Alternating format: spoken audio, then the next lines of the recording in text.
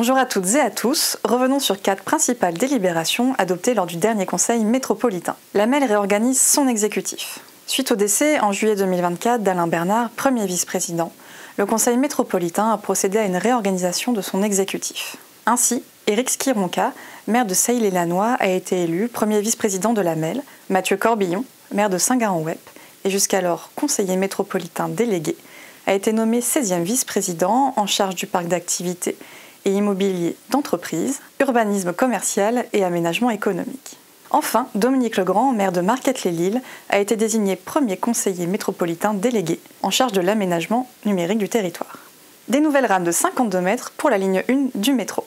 Pour garantir un service homogène et renforcer l'attractivité de la ligne 1 du métro, qui supporte plus de la moitié du trafic, la MEL a investi dans l'avenir en achetant 15 nouvelles rames de 52 mètres. Elles viendront compléter le matériel roulant déjà acquis, permettant ainsi à la ligne 1 de fonctionner entièrement équipée avec des rames de 52 mètres.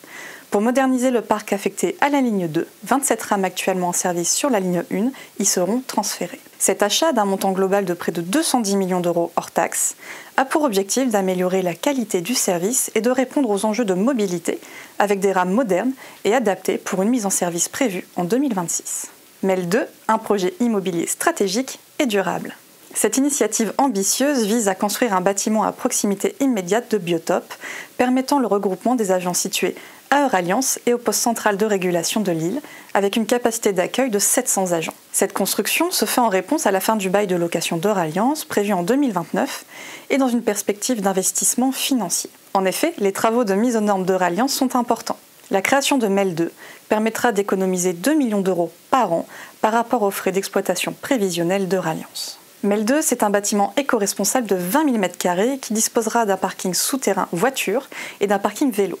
Pour limiter son impact environnemental, des matériaux biosourcés et un béton bas carbone seront utilisés pour sa construction. L'attribution du marché aura lieu en décembre 2025 et les travaux débuteront en janvier 2027. Plan Piscine 2, un bassin de 50 mètres à la ZAC de l'Union. Le plan Piscine 2 continue son déploiement avec un nouvel équipement sportif reconnu d'intérêt métropolitain, situé au cœur de la ZAC de l'Union, à la croisée de Roubaix et Tourcoing. Ce projet d'envergure répond à un besoin crucial d'augmentation de l'offre des piscines. C'est le 7e projet à être intégré au plan Piscine 2, qui, pour rappel, porte 3 ambitions.